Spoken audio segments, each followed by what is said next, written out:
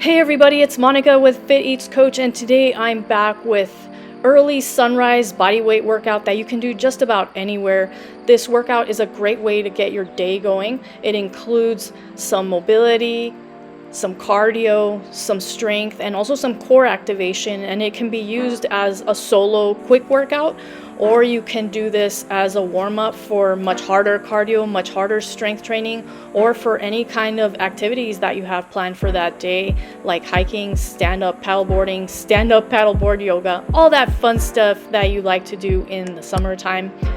So this place where I was filming was a really interesting little outdoors auditorium with a platform that just overlooked the lake, and it was just the perfect spot to do early morning, total body, everything before heading out for our stand-up paddleboard. So let's get started. Okay, so first up we have 3 warm-up exercises, including this bodyweight fly, where you're just opening your straight arms back with palms facing the sky and thumbs pointing back. This is a really great way to activate all those back muscles and realign your body from any travels that you had or from sitting at a desk.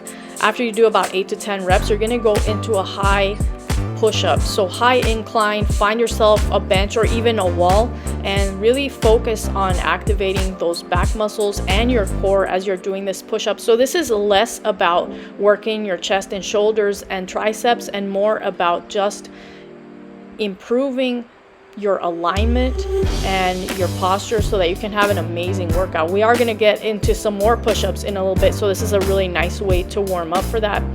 Again, after you do about 8 to 10 reps of this, you're going to go into some hip rotations. So rotating that knee back. So you're just kind of bringing that knee up to waist level and then rotating back. You're going to do 5 in one direction, and then you're going to do 5 in the opposite direction. So coming front to back and then back to front.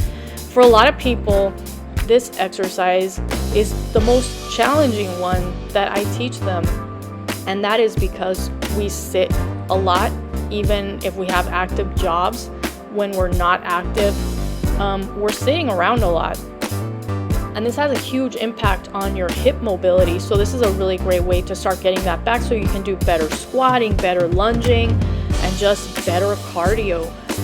All right, once you're done with your warm-up, you're gonna get into your body weight stuff.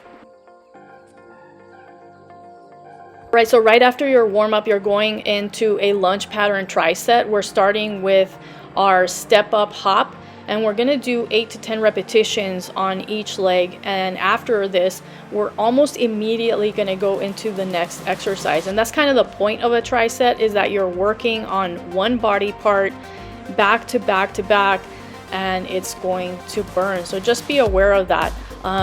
If you need a break, you can take it. Just try not to take breaks longer than 15 seconds in between the exercises. And then if you can absolutely not take breaks, then you're really gonna get a benefit from this. It's gonna burn fat, build muscle, and strengthen your entire lower body.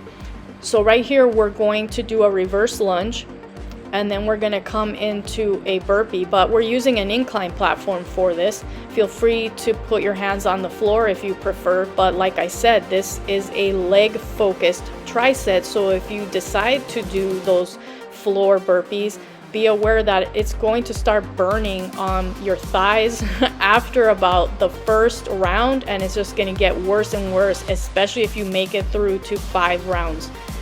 Now, I only filmed 1 round of everything for this video because I was being hassled to hurry up so we could go stand up paddleboarding. So I really only did 1 circuit, and that was plenty for me. If I had done 5 rounds, I probably wouldn't have been able to do any kind of flow yoga on the stand up paddleboard. So just make sure that you're doing as many rounds as you want to do that is going to work with whatever you have going on that day. If you're going to be hiking, if you're going to be doing anything that's leg intensive, just be aware that maybe you don't want to do 5 rounds. But if this is all you're going to be doing all day, yeah, go for it. 4 or 5 rounds is going to be an amazing, killer, fat burning, leg focused workout.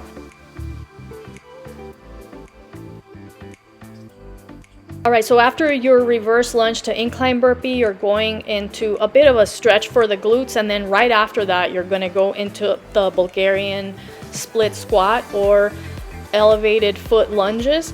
You want your body weight dropping right in the center, so making sure that you're not putting weight into that knee and that your knee's not going past the toes, and also that you're not putting too much weight on the back toes or the back foot if your foot is down. You can add a hop to this if you want to make it more cardiovascular, but also you can make it more about strengthening and add some tempo work by raising the arms overhead and then coming down a little bit slower. So there's a lot of options for this exercise to make it a lot faster, so speed it up or slow it down. It depends what you want to focus on. And these are the 3 exercises that you would do back to back with minimal amount of break in between the exercises, and you can do 1 round, 3 rounds, or even up to 5 rounds. And then once you're done, you're going to move on to core activation.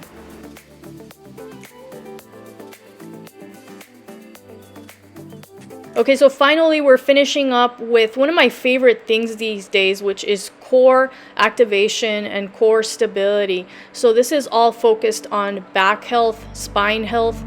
This is not about building 6-pack abs or ripped abs. This is really about function. So you're gonna find yourself a bench. You can do this on the floor as well, but a bench is a lot more effective.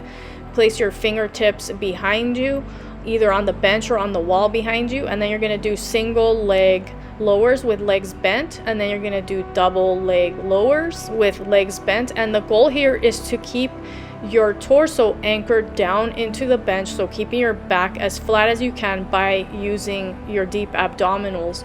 So if you feel like your back is lifting off of the floor or lifting off of the bench, then you really need to limit the range that your legs are going until you get stronger. So your legs are like the weight that you're using to strengthen your deep abdominals. Now once you've done single and double leg lowers, you're going to move on to this Pilates double leg stretch.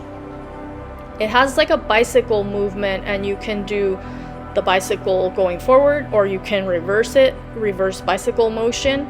The thing is to just really work on keeping your head and upper back off of your bench by using your deep abdominals. And then as you're lowering that slightly bent leg towards the floor, you're going to feel that stretch in your hip flexor, you're going to feel that stretch in your hamstring, and that's going to help also to get some nice flexibility, mobility through the hips, but also it's going to increase the challenge for your deep abdominals. Now once you're done with that, you're going to go into this kind of lower body rotation with a bit of a can-can kick. So this is an actual Pilates exercise, but I've kind of adapted it a little bit for more core stability.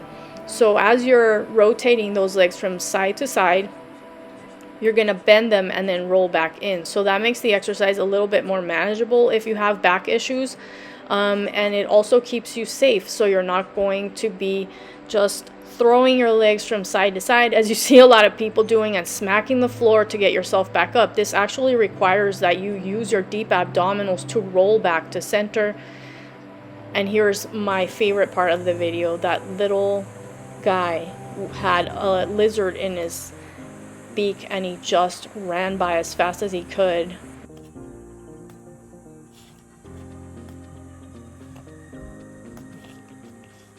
Now if you want to be done with the workout after the core exercises, then you can totally be done with it, or if you want to, you can add a little bit of rope flow. I love rope flow because it really improves my shoulder and back mobility as well as my hip mobility, and it improves my coordination for performing with flow props. So I perform with fan veils and veil poi and also LED whips. And this is incredible for getting better at those props. So even when you're hitting yourself and not doing so well, this rope is super fun to work with. If you follow a few of the best people on YouTube, you're going to learn really, really quickly. You may even learn quicker than I've learned, so you'll be able to do like really awesome tricks. And you can work your lower body with this, even though it doesn't seem like it because you're not really jumping. If you do some deep squatting, deep lunging while you're flowing the rope, you're gonna get an amazing leg workout as well. So the rope that I have is a little bit lighter, and it is perfect for improving coordination, like I said, and mobility and cardio. But if you use some of the heavier ropes, you're gonna find that your core, back, and arms are gonna work a whole lot harder, especially your shoulders. So that's something to keep in mind when you're choosing a rope. Make sure that it fits your body and that it fits your goals. Anyways, I hope that this video has been helpful. Thanks for watching. I'll be back soon with more exercises and tips to help you get your leanest, fittest body.